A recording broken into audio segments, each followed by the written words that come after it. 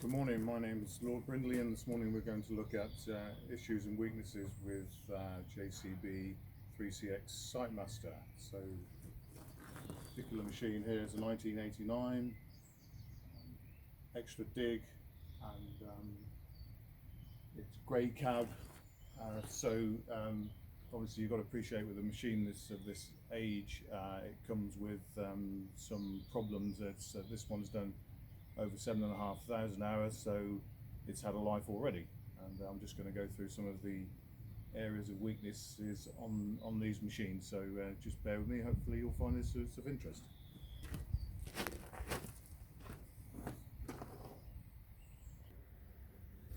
So the first thing I want to point out is the fuel pumps on these machines. Not just the fuel pumps, this little switch here, the stop switch, if that fails then the machine won't run. It just cuts the fuel off. It's just a little solenoid switch, but if that packs up, then game over. You'll get no fuel, and the engine won't start. A lot of these machines have been run on sites where they haven't particularly looked after the fuel, so you get build-up of contaminants and grit and crap in the fuel, and that then results in the pumps failing.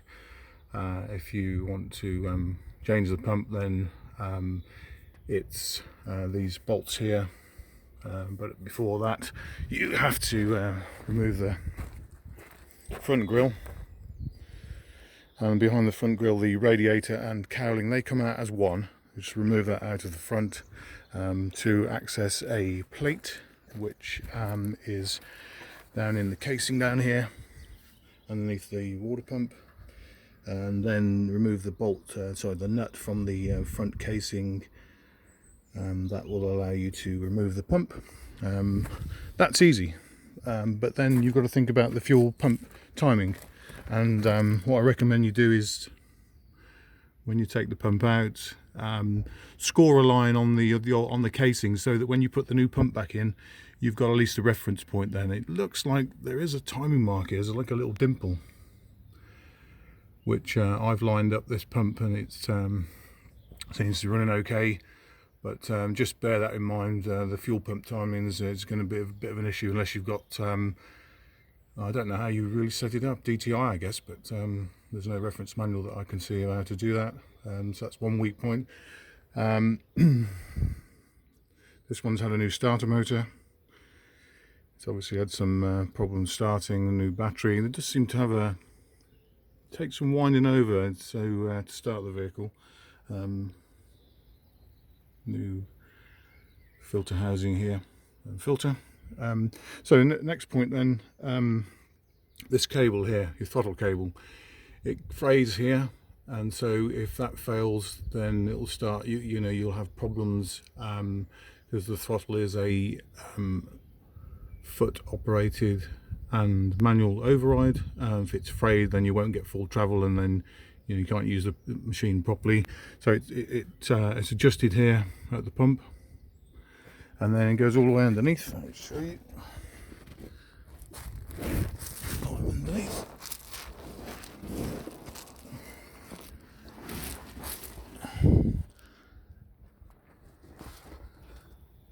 It's into there. So it goes through the pedal box assembly. It has to be bolted both sides, so it obviously operates the manual side and the pedal, so you have to bolt it both sides on that bracket. It's a bit awkward to get to. Let's get back underneath.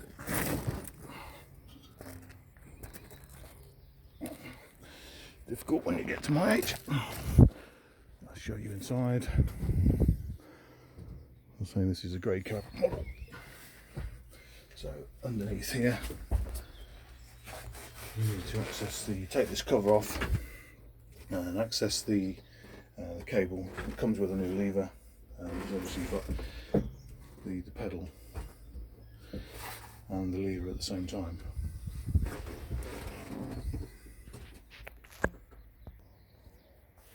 Okay, so another weakness is a lift pump here, fuel lift pump. They can fail. And this is meant to be the cold start device here, where this wire is meant to be connected up to the inlet manifold intake pipe. It sprays diesel up there, and as a current goes through a little heater plug. That's meant to be your cold start. Yet to get that working. So I said before, it's a Perkins engine. It does seem to take quite a lot of starting. So this is cold start in the morning. We'll just see if the digger will start. Not too bad this morning. About 13 degrees this morning, so I've found it a little bit easier than some mornings. What you'll also notice is these alternators are a bit weak. You see the discharge light on. It doesn't start charging straight away. You have to give it a few revs and then the alternator will cut in. It's another, whether that's an old alternator that needs some work or not, don't know. Just shut the noise off. Another weakness on these machines is the cab trot away. The doors on this one are quite scabby and been repaired already. Just done some welding and sprayed up the door on the other side. You see it's all gone through here.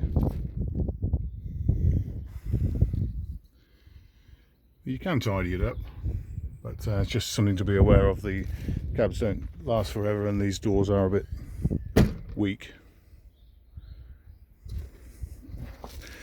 So a bit about the machine. As I say, it's a 89 grey cab machine with a 4-in-1 bucket, clamshell bucket. Just step up from my old machine, which is previous 3CX 2-wheel drive.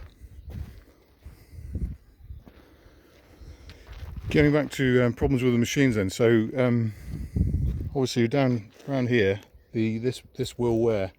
This takes a lot of work around here. As I say, this machine's done 7,500 plus hours, and this point here, there's no bush for the bottom of the dipper arm.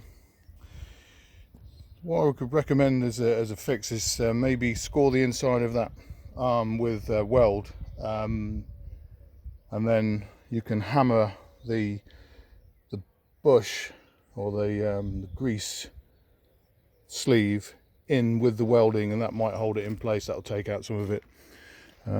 This is an extended dig, so all this area here, these pads come loose, and where you can get some pads which insert underneath, you can't get the original pads anymore. They are plastic now, so they will wear. A machine like this, it's had a life already, as I say. So there's some of the problems I've found with this machine, and I hope that you found this interesting, and see you in the next one.